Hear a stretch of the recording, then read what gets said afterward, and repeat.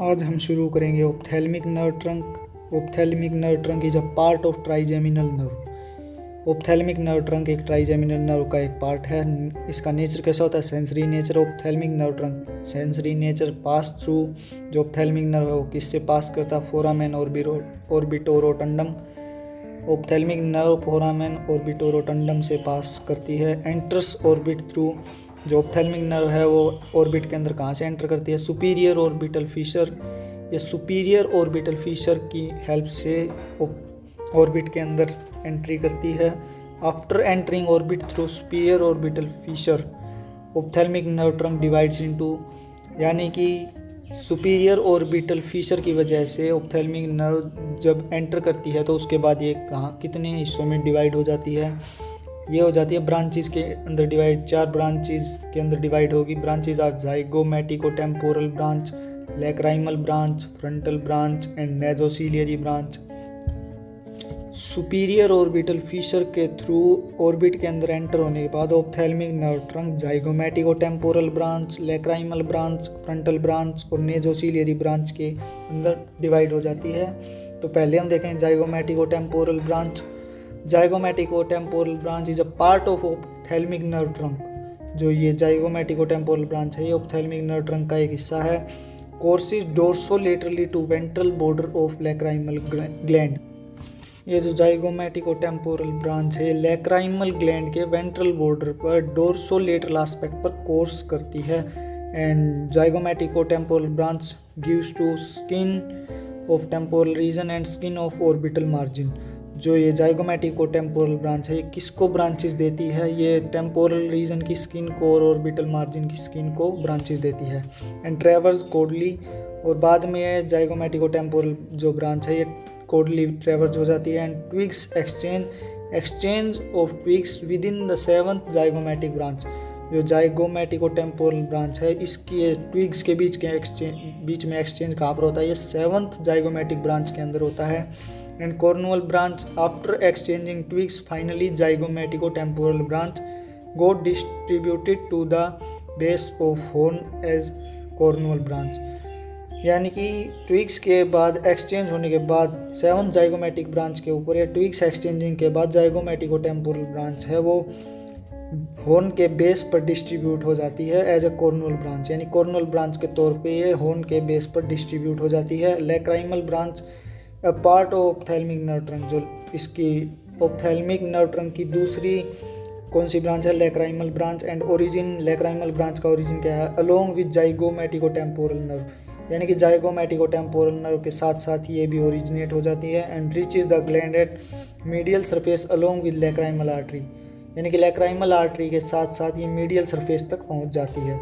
Lacrimal branch distribution with in the lacrimal gland, यानी कि जो लैक्राइमल ब्रांच है ये लैक्राइमल ग्लैंड के अंदर ही अपनी नर्व्स की ब्रांचेस को डिस्ट्रीब्यूट कर देती है। अब बात करें फ्रंटल ब्रांच की, तो frontal branch is also a part of ophthalmic nerve trunk. ये जो फ्रंटल ब्रांच है ये भी ऑप्थेल्मिक नर्व ट्रंक की एक ब्रांच है। ये स्लेंडर होती है यानी पतली होती है। ओरिजिन फ्रॉम ऑप्थेल्मिक नर्व, यानी कि ऑप्थेल्मिक नर्व से ओरिजिनेट होती है। And origin in comparison of lacrimal nerve, अगर इसका ओरिजिन हम लैक्राइमल नर्व के कंपैरिजन में देखें तो medial to origin of lacrimal nerve, यानी कि लैक्राइमल नर्व से मीडियली पोजीशन में ओरिजिनेट होती है। एक्सटेंशन डोर्सली, फ्रंटल जो ब्रांच होती है ये ऑप्थेल्मिक नर्व ट्रंक की ये डोर्सली एक्सटेंडेड होती है। आफ्टर एक्सटेंशन एंटर्स सुप्रा ऑर्बिटल कैनाल, यानी कि डोर्सली एक्सटेंड होने के बाद ये जो फ्रंटल ब्रांच है ये सुप्रा ऑर्बिटल कैनाल के अंदर एंट्री कर जाती है। And after extension enter supra orbital canal through frontal branch opening, यानी कि जो ये फ्रंटल ब्रांच है ये सुप्रा ऑर्बिटल कैनाल के अंदर एक्सटेंशन के तौर पर एंट्री कर जाती है। किसकी हेल्प से? फ्रंटल ब्रांच ओपनिंग, यानी फ्रंटल ब्रांच ओपनिंग वो ओपनिंग है जिसकी हेल्प से एक्सटेंशन के बाद सुप्रा ऑर्बिटल कैनाल के अंदर फ्रंटल ब्रांच एंट्री कर जाती है। After entry through supra orbital canal through its opening emerges through, यानी कि ये एंट्री करने के बाद कहाँ से एमर्जिज होती है?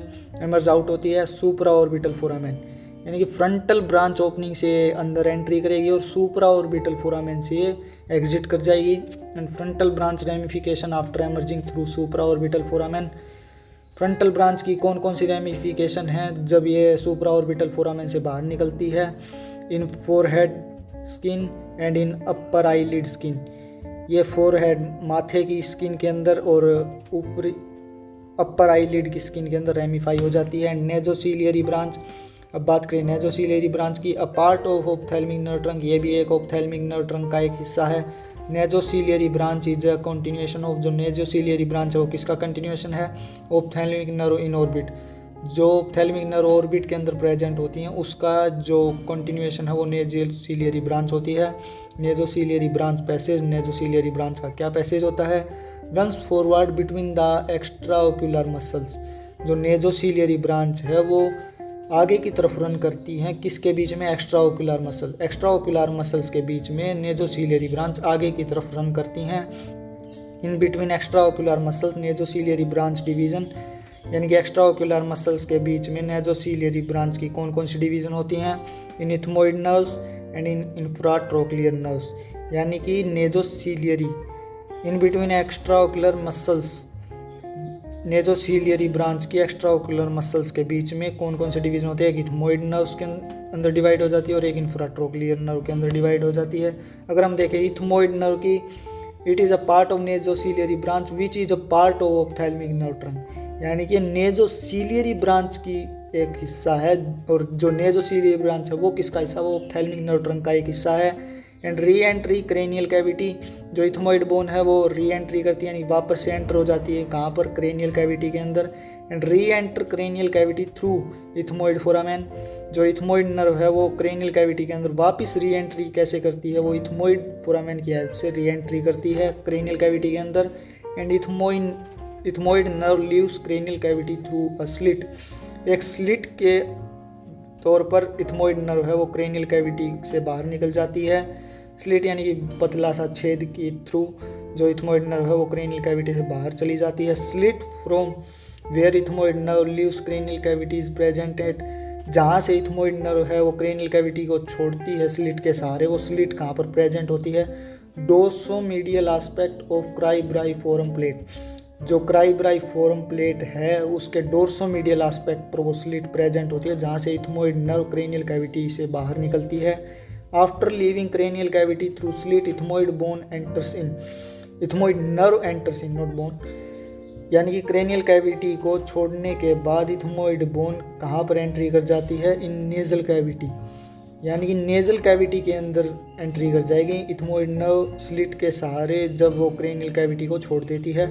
After entering in nasal cavity ethmoid nerve supplies to, यानी कि जब इथमोइड नर्व नेजल कैविटी के अंदर एंट्री कर जाती है तो वो किसको सप्लाई करती है? वो करती है म्यूकोसा, म्यूकोसा को सप्लाई करती है। म्यूकोसा ऑफ नेजल सेप्टम, किसका mucosa? Mucosa of nasal septum, nasal septum के म्यूकोसा को। And mucosa of dorsal turbinate, dorsal turbinate के म्यूकोसा को जो है वो इथमोइड नर्व सप्लाई करती है जब वो नेजल कैविटी के अंदर एंट्री कर जाती है तो।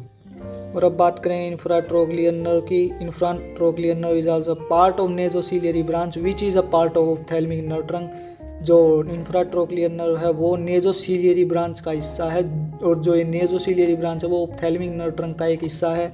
इंफ्राट्रोक्लियर नर्व कोर्सेज, जो इंफ्राट्रोक्लियर नर्व है वो कहाँ पर कोर्स करती है? एंटीरोडोर्सली, वो एंटीरोडोर्सल एस्पेक्ट पर कोर्स करती है। इंफ्राट्रोक्लियर नर्व कोर्सेज बिलो, जो इंफ्राट्रोक्लियर नर्व है वो किसके नीचे कोर्स करती है? वो ट्रोक्लिया के नीचे कोर्स करती है। इंफ्राट्रोक्लियर नर्व एंटीरोडोर्सल एस्पेक्ट पर कोर्स करती है ट्रोक्लिया के नीचे। आफ्टर कोर्स इंफ्राट्रोक्लियर नर्व रीचेस, यानी कि कोर्स के बाद इंफ्राट्रोक्लियर नर्व कहाँ पर पहुँचती है? मीडियल कैंथस, ये मीडियल कैंथस के ऊपर पहुँच जाती है आफ्टर कोर्स। कौन? Infratrochlear nerve. After reaching medial canthus infratrochlear nerve ramifies in medial canthus के ऊपर पहुंचने के बाद इंफ्राट्रोक्लियर नर्व है वो कहाँ पर रेमिफाई हो जाती है? वो सराउंडिंग स्किन, जो वहाँ पर स्किन प्रेजेंट होती है वहाँ पर रेमिफाई हो जाती है। और कंजक्टिवा, वहाँ पर जो कंजक्टिवा प्रेजेंट हो उसमें रेमिफाई हो जाती है। लैक्राइमल सैक, जो लैक्राइमल सैक प्रेजेंट होता है उसमें रेमिफाई हो जाती है। एंड कारंकल, और कारंकल के अंदर रेमिफाई हो जाती है।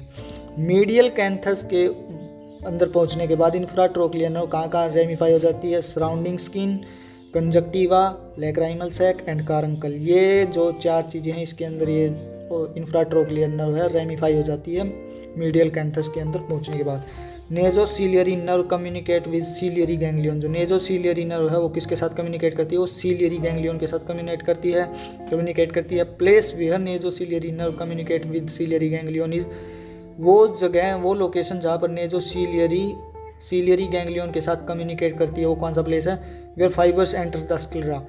जो नेजल कैविटी के नेजल फाइबर्स हैं वो स्क्लेरा के अंदर जब एंट्री करती हैं तो नेजोसीलियरी नर्व्स हैं वो सीलियरी गैंग्लियन के साथ कम्युनिकेट करती है। After communicating with ciliary ganglion nasociliary nerve ramifies in, जो सीलियरी गैंग्लियन के साथ कम्युनिकेट करने के बाद नेजोसीलियरी नर्व कहाँ पर रेमिफाई हो जाती है, सीलियरी बॉडी के अंदर, एंड आइरिस के अंदर, एंड कॉर्निया के अंदर। कम्युनिकेटिंग सीलियरी गैंग्लियन के साथ कम्युनिकेट करने के बाद nasociliary nerve ciliary body, iris और कॉर्निया के अंदर रेमिफाई हो जाती है।